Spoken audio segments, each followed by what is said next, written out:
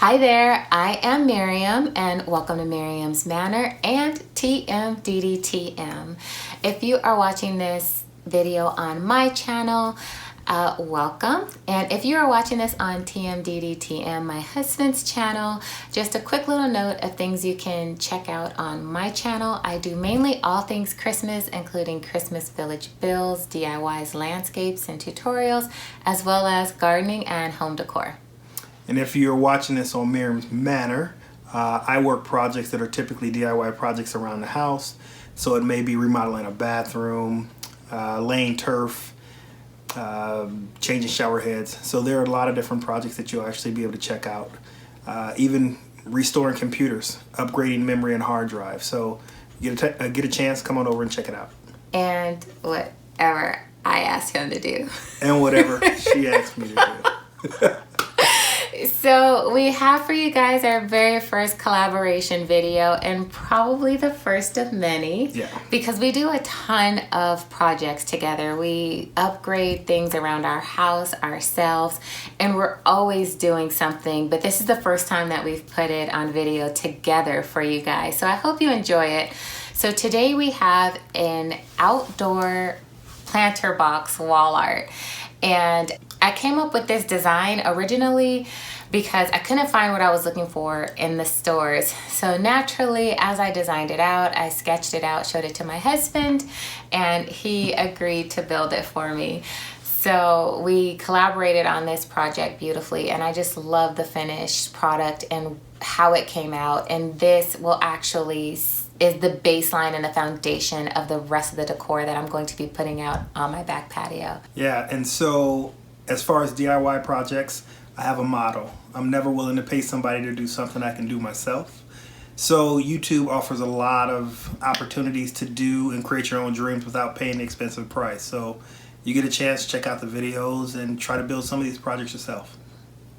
So check this one out and let us know what you guys think.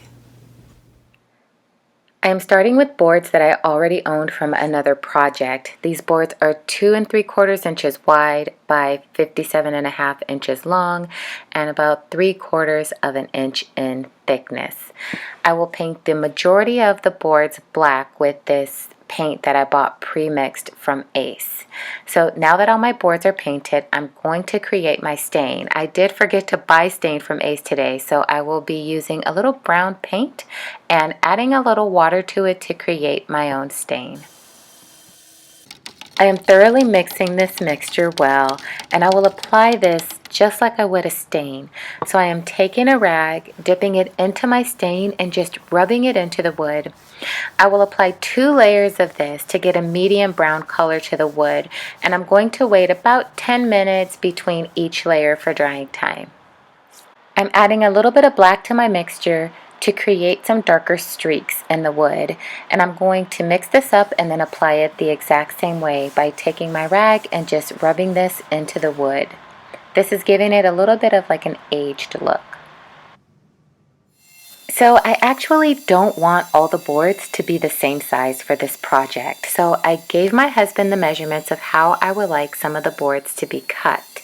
So he is using his table saw and cutting the boards to make longer, thinner strips so that I can place them in a random pattern. So after he finishes cutting these few strips, I will also touch up the paint and the stain where necessary. So now all the boards are cut. My husband was a huge help to me in figuring out how I wanted the pattern to be. So now I am numbering each board on the back so that as we put this together, it will stay in the correct order. To attach the boards, we will begin by adding wood glue to a pre-cut strip that runs the length of this planter wall art. We have a leveler at the end to stabilize the pieces in place. So then my husband will add nails to each board strip to keep it in place, and we will repeat this same process on the other side, as well as adding a diagonal strip across the middle to keep it all stable. Now it is time to make the planter boxes, and we actually bought pre-cut wood from Lowe's to make these. We did buy an extra strip of that pre-cut to make the sides. And that's what my husband is cutting now. He cut the sides about 2.5 inches deep. We're not cutting the front part of the box nor the bottom part of the box. We bought them the size that we wanted to at Lowe's. And so I went ahead and put a link in the description box for those if you're interested in buying the same things. All of our pieces are cut, so now it is time to assemble everything. The longer, thinner strip that you see him adding wood glue to now is actually the bottom of the box. He is adding a small block of wood to the inside of the box, so we have a thicker piece of wood to attach the planter box to the wall art. If we don't add this block, the wood would actually split when we nail this to the wall art because the wood is so thin. So after he adds the wood glue, he will secure the piece with the nail gun. Dewan is now attaching the side pieces for the planter box, and again following the same process, starting with wood glue and then nail gunning that side piece into that block of wood.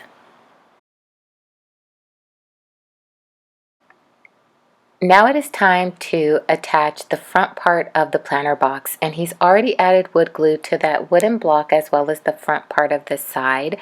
And again, following the same process, nail gunning everything in place, and he's going to do the same thing on the other side. Now, because I am using faux plants in my planters, I can get away with using these thin wood strips. But if you are wanting to make this same project to house real plants, then definitely buy sturdier pieces of wood for your planter boxes as well as a garden box liner.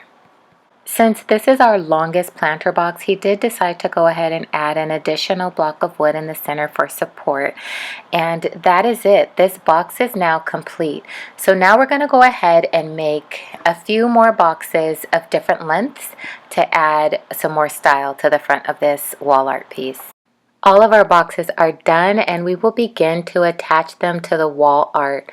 We have this on sawhorses, and we will just nail it in from the bottom. But if you feel more comfortable with this piece being in an upright position for this part of the project, then just mark the back of your wall art where your nails should go and nail it in. If you are again making real planter boxes, then I would use screws to attach the planter boxes.